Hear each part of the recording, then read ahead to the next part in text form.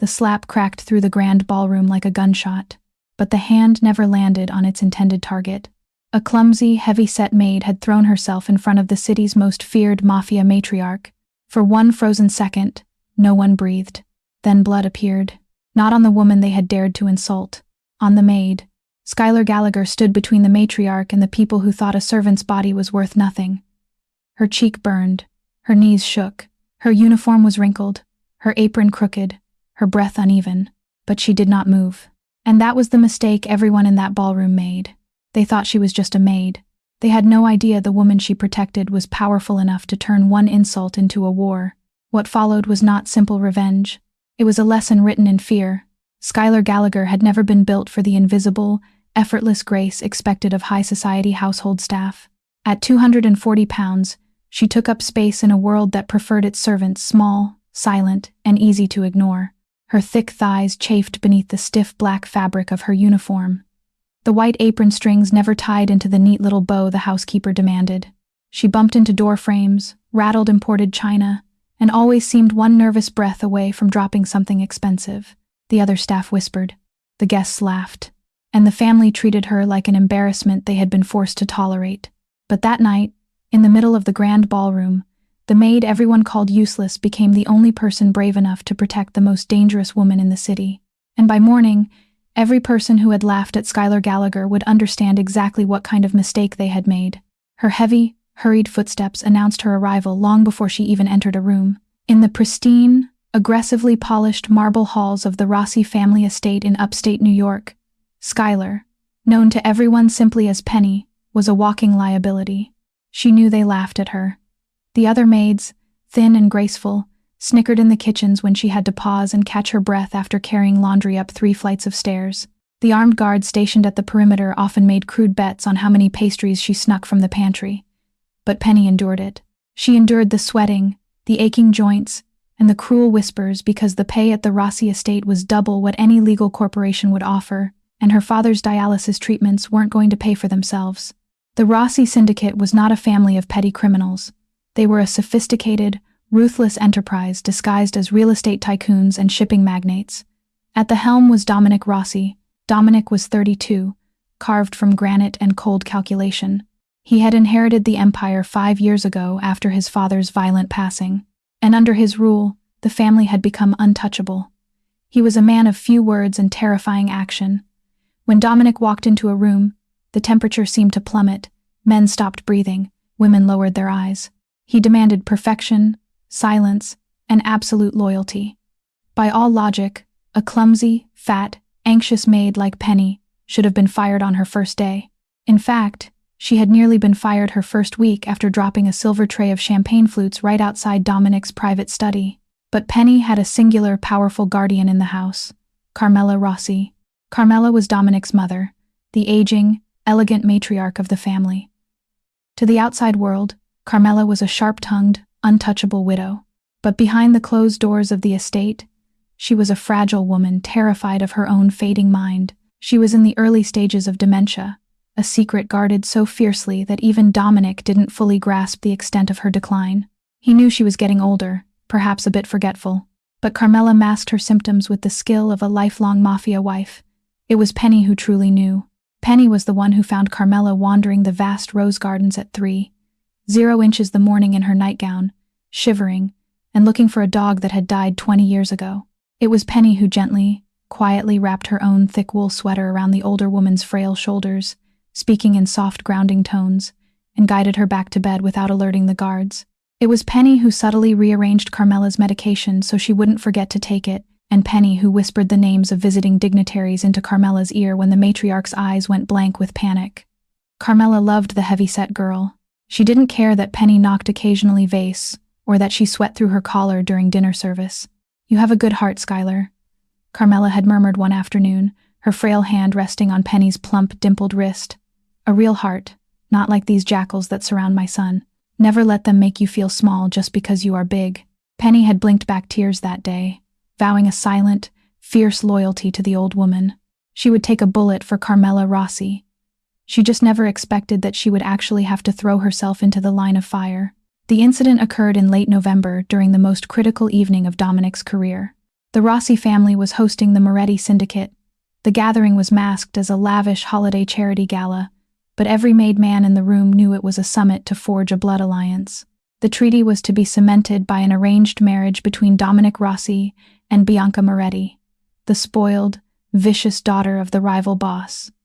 The atmosphere in the grand ballroom was suffocating. The air was thick with the scent of expensive Cuban cigars, heavy floral perfumes, and underlying primal danger. Waiters wove seamlessly through the crowd of mobsters and politicians. Penny was sweating profusely. Her face was flushed, her feet screaming in agony inside her sensible black shoes as she navigated the crowded room carrying a heavy tray of caviar hors d'oeuvres. She kept her head down, trying to make herself as small as a... Through the crowd she spotted Bianca Moretti. Bianca was striking with sleek dark hair, razor-sharp cheekbones, and a lithe model-thin figure draped in a skin-tight white designer gown that cost more than Penny's entire life insurance policy. She was clutching a crystal glass of red wine, holding court with a group of sycophants. As Penny squeezed past her, a guest bumped into Penny's broad shoulder. Penny stumbled her hip, grazing Bianca's chair. "Watch it, you clumsy cow," Bianca hissed, her dark eyes flashing with unfiltered disgust as she looked Penny up and down. "Or are you trying to eat the appetizers before they reach the guests?" A few of the men nearby chuckled. Penny's face burned a deep, humiliating crimson. "I'm so sorry, Miss Moretti," she mumbled, bowing her head and rushing away as fast as her aching legs could carry her. As she retreated, Penny scanned the room for Carmela. The matriarch was supposed to be seated at the head table, but her chair was empty. Panic flared in Penny's chest. The ballroom was entirely too loud, the flashing lights of the hired photographers too bright. It was exactly the kind of environment that triggered Carmela's confusion. Setting her tray down on a side table, Penny slipped out of the ballroom, her heavy footsteps muffled by the thick Persian runners in the quiet, dim hallways of the estate's east wing. She checked the library. Empty. She checked the drawing room. Empty. Finally, she hurried toward the conservatory, a glass-walled room filled with exotic plants at the very edge of the house. As Penny neared the heavy oak doors, she heard voices. One was frail and distressed. The other was sharp, arrogant, and vicious. "You really think you're going to keep running his life?" Bianca Moretti's voice dripped with venom. Penny pressed herself against the wall, peering through the crack in the door. Inside the dimly lit conservatory, Carmela Rossi was backed against a wrought iron table. She looked disoriented, her hands trembling as she clutched a silk shawl. Bianca stood over her, the glass of red wine still in her hand. "Dominic is marrying me," Bianca sneered, taking a step closer to the elderly woman. "Which means this house is mine. He is mine. I'm not going to play second fiddle to a senile old bat who doesn't even know what year it is. After the ring is on my finger, I'm putting you in a home, Carmela. One far, far away. Dominic wouldn't allow that." Carmela stammered, her eyes wide with a heartbreaking confusion. "My son, he loves me. You are a wicked girl. Your son is a businessman," Bianca snapped. "And you are a liability." Carmela, frightened and trying to create distance, stepped away. As she did, her trembling hand caught the edge of a large potted fern. She stumbled forward, her arm instinctively flying out to catch her balance. Her hand collided with Bianca's wineglass. The dark red liquid splashed violently over the front of Bianca's pristine, expensive white gown, looking like a fresh bloodstain. For a second, the conservatory was dead silent. Bianca looked down at her ruined dress, her face contorted into a mask of pure, unhinged rage. "You stupid, rotting old bitch," she shrieked. Bianca raised her right hand. On her ring finger sat a massive, heavy platinum ring, jagged with diamonds. She swung her arm back with full, vicious force, aiming directly for Carmela's frail, wrinkled face. Penny didn't think. The self-preservation instincts of a lifetime vanished. With a desperate gasp, Penny lunged through the heavy doors. Her foot caught the edge of the brass threshold, and she stumbled her massive frame, propelling forward like a falling boulder. She didn't have time to stop the swing, but she had just enough time to throw her broad body between the furious Mafia princess and the terrified mother. Crack! The sound was sickeningly loud. Bianca's palm and the jagged diamond ring connected with Penny's cheekbone with the force of a speeding truck. The impact snapped Penny's head violently to the side. The heavy platinum tore through the soft, plump flesh of Penny's face, ripping a gash from her cheek down to her jaw. Penny collapsed to the cold tile floor with a heavy thud, gasping in shock and agony. Blood immediately poured from her face, thick and hot, pooling on the white apron stretched over her stomach. "Penny!" Carmela screamed, dropping to her knees, despite her brittle bones, her hands hovering over the bleeding maid. "Oh my God, Skyler, my sweet girl." Bianca stood over them, chest heaving, nursing her stinging hand. She looked down at the bleeding overweight maid with absolute revulsion. "Look what you made me do." Bianca spat at Carmela before kicking Penny's thigh with her sharp stiletto. "Get out of my way, you fat bleeding pig. You ruined my dress." "Is there a problem here?" The voice came from the doorway. It was not loud, it was not shouting, but it was so cold, so devoid of human warmth, that it caused the very air in the conservatory to freeze. Bianca spun around, the arrogant sneer instantly sliding off her face. Dominic Rossi stood in the doorway. Behind him, two of his most lethal enforcers stood in total silence. Dominic's dark eyes swept the room. They bypassed his fiancée in her wine-stained dress. They bypassed the shattered crystal on the floor. His eyes locked onto his elderly mother kneeling on the floor and sobbing in terror. And then his gaze shifted to the massive, clumsy maid lying on the tiles, shielding his mother's body with her own, her face torn open and bleeding profusely onto the floor of his home. "Dominic, darling," Bianca started, her voice suddenly trembling as she tried to adopt a tone of victimhood. "Your mother, she lost her mind. She threw wine on me, and this disgusting fat maid charged at me." Dominic raised a single finger. Bianca's jaw snapped shut. Dominic slowly unbuttoned his suit jacket, stepping into the conservatory. The silence was deafening, save for Penny's ragged, pained breathing. The Mafia boss walked past Bianca as if she were a ghost, dropping to one knee beside the bleeding maid and his weeping mother. He pulled a pristine silk handkerchief from his breast pocket and gently, with shocking tenderness, pressed it against Penny's profusely bleeding cheek. Penny flinched, tears of pain mixing with the blood, looking up at the terrifying Dawn with wide, terrified eyes. "She tried to hit me, Dawn," Carmela sobbed, clinging to her son's broad shoulder. "The girl? Bianca. She tried to strike me." Skyler jumped in the way. "She saved me, Dominic. She saved me." Dominic's jaw ticked. A single, barely perceptible muscle fluttered near his temple. He looked into Penny's tear-filled, pain-clouded eyes. "Is this true, Skyler?" Dominic asked. His voice a low, gravelly whisper meant only for her. Penny, too terrified to speak, simply gave a small, jerky nod, wincing as the movement tore at her split skin. Dominic kept his hand firmly on the handkerchief against her cheek. He turned his head slowly, looking over his shoulder at Bianca Moretti. The look in his eyes was not anger. It was a dark, bottomless abyss of absolute ruin. "Is greater than, is greater than, is greater than, is greater than, Dominic, listen to me," Bianca pleaded, her voice a shrill, grating sound that shattered the tense quiet of the conservatory. She took a step toward him, her stiletto heels clicking sharply against the imported Italian tile. "She is just a maid, a clumsy, fat maid who ruined a custom-made gown that cost more than she makes in a decade. You cannot possibly be angry with me for disciplining the hired help when she attacked me." Dominic Rossi did not rise from the floor. He remained kneeling, the silk handkerchief rapidly turning a deep, saturated crimson as it absorbed the blood from Skyler's torn cheek.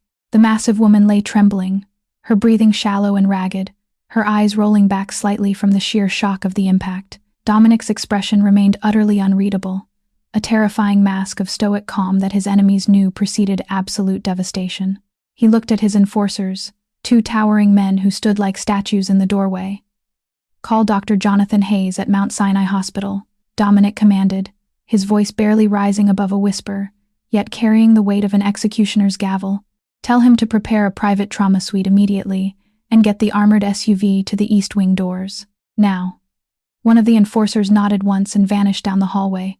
"Dominic," Bianca snapped, losing her carefully crafted composure as panic set in.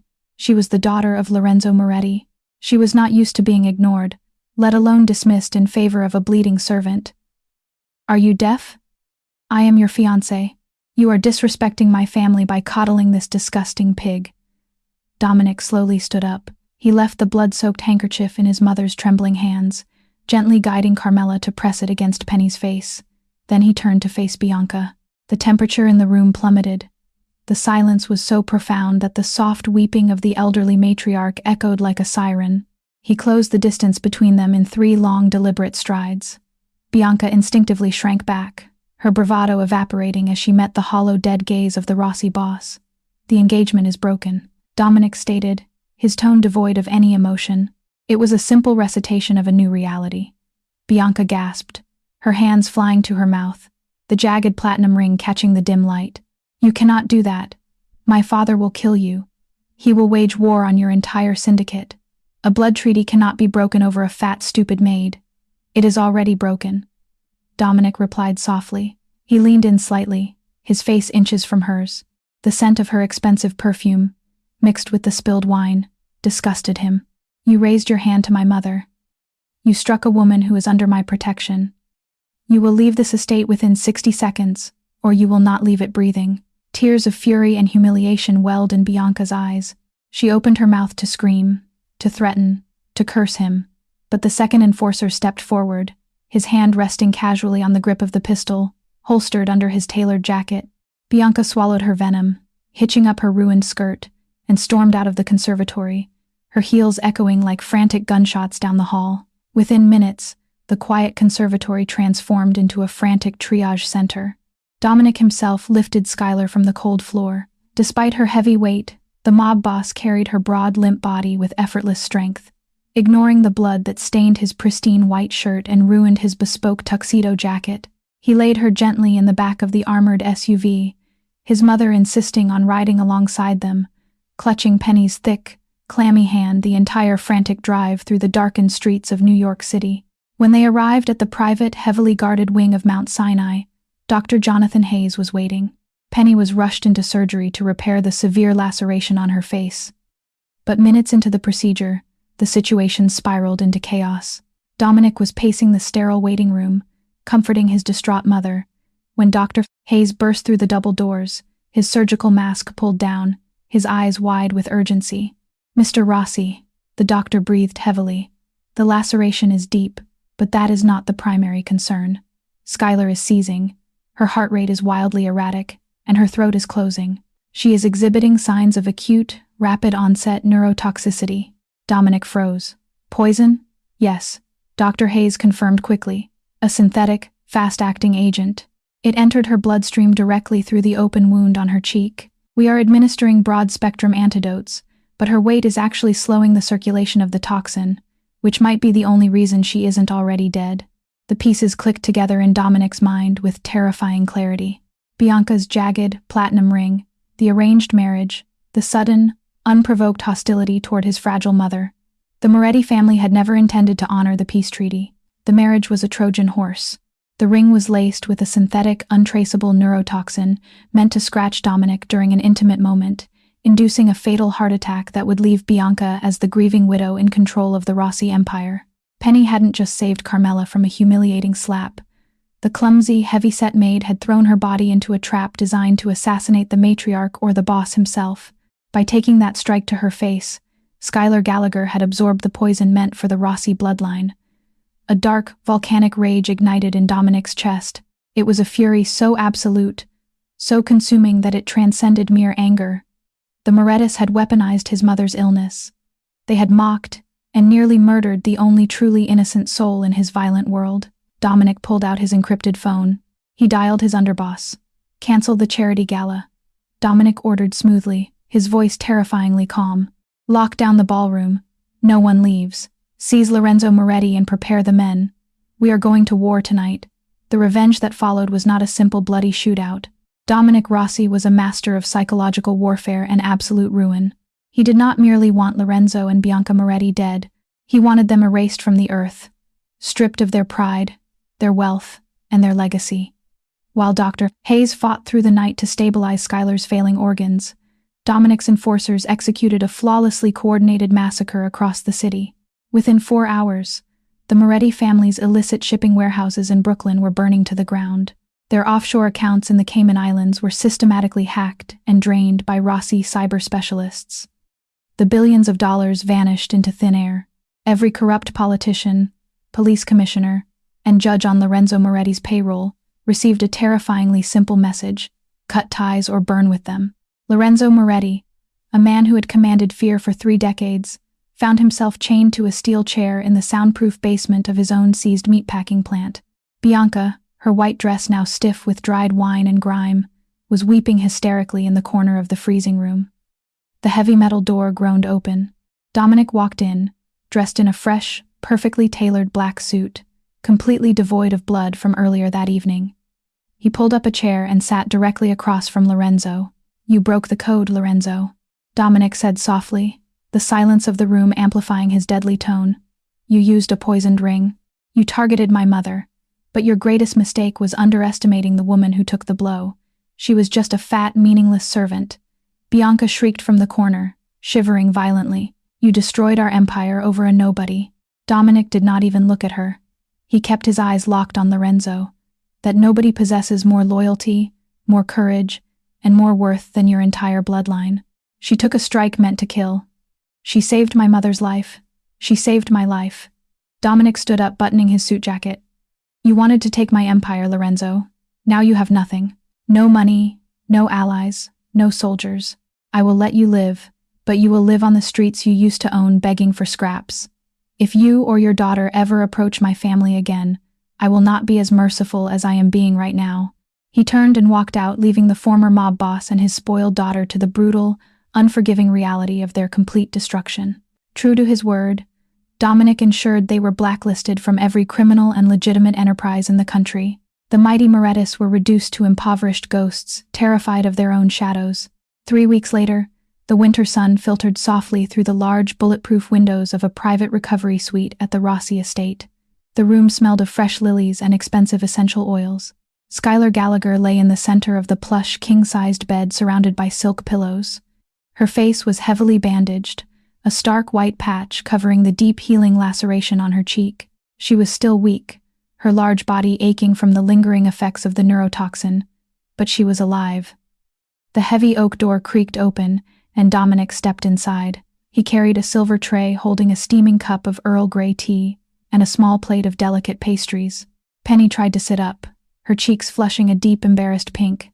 She was acutely aware of her size, her messy hair, and the fact that the most dangerous man on the eastern seaboard was serving her tea. "Please, Mr. Rossi, you shouldn't be doing that," Penny stammered, reaching for the tray with trembling, thick fingers. "I'm the maid. I should be. You are not a maid," Dominic interrupted, firmly placing the tray gently on her lap.